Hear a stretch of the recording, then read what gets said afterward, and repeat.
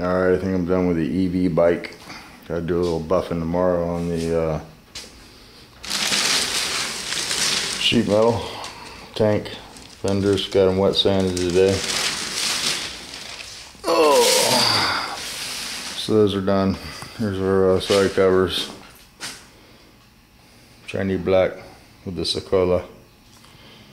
They're looking really good. I don't think I'll have to buff those unless something really bad happens. Cat flux on it or something.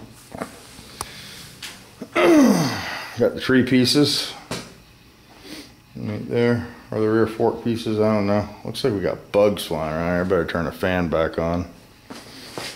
And here's the motor plate pieces. Hold the engine in the, I think this is just the motor plate. Batteries go under the tank. So there we go, a little soft looking metallic. I matched the two pieces that he brought.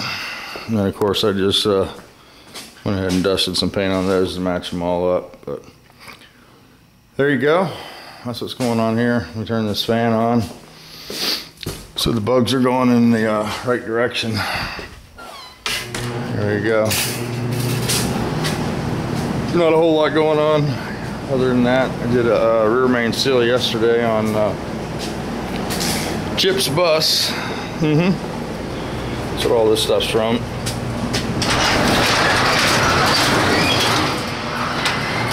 Ah, there it is. So pulled all that out. Of course the bus, you got to pull the bumper, the apron, the exhaust, the carburetors off, all that good stuff. And popped it back in there. We put a tack in this too. That was very interesting. But this motor ran really good for 3 years in a sedan that he had, and he was going to sell the car, so we decided to pull the motor out and pop it into the bus. It's an aluminum case, counterweighted crank, 1776. This cat's coming in here. Come on, get out of here, cats. But anyway, it's a pretty decent little motor. So we decided to, instead of sell it, put it in the bus. And it's not giving really good service in the bus. You know, it's starting to leak oil and the case is squirming around, and I just really couldn't figure it out. It's got the 5 rib in there, and everybody's like, oh yeah, that's the ticket to lower down the RPM is the 5 rib. But when I actually drove the bus after driving mine, it didn't really seem much different in high gear. Before I pulled the motor out to fix the flywheel, I took it around the block. So he bought a tack. We installed the tack in there, and this thing turns 4,500 RPMs going down the road at 50 miles an hour. So it's just killing the motor, you know. 70 miles an hour is about 5,200, 5,400 RPMs. So it's just got a lot of squirm going on and stuff, and it's working the motor real hard in the bus. But needless to say, the flywheel seal was leaking, so I pulled it out, and the flywheel seal was actually ripped. And I figured that was a leak for sure. I didn't really look for any other leaks. Put a new seal in it, new O-ring, and put it all back in there, some new intake gaskets. And this thing's pouring the oil out now worse than it ever did. So tomorrow we'll have to pull that out and see what's going on with that. I suspect the plug in the back of the case is leaking. Plus the flywheel seal was bad. The seal was obviously bad, it was torn.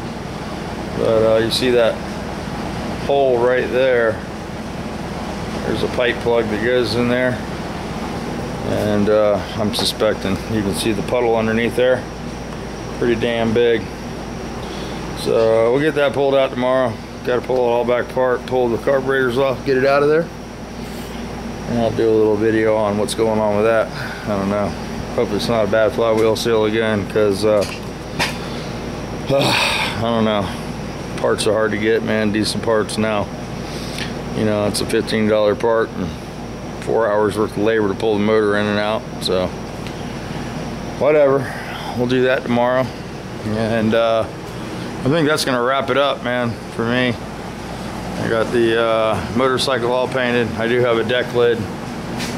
It's in here for Lily. I gotta paint it. I tried to spot it in and it was terrible. So I have to redo that and make some paint up for that and paint that. And yeah, I'm gonna take some time off and work on some of my stuff. I need to get this big block assembled for the Nova sitting over here, and need to put that together. I got the heads back together, got the springs all on them, they're in the bag over there, and I got an intake manifold for this. I got a timing chain, got lifters, cam, push rods, head bolts, rocker arms, pretty much everything we need to make that work. But, where are you going, cat? Huh? Meow. Meow.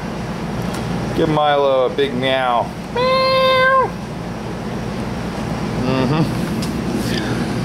So anyway, I'm gonna start rambling. I'll go ahead and turn this off right here. But anyway, I thought the RPM thing was pretty interesting on the bus. And I saw where Rancha makes a freeway flyer for a bus now. If you own a bus, that's probably a really good investment. And the guy that owns this bus thought that $900 was ridiculous for a transmission. And I'm like, well, how much did you pay for that motor?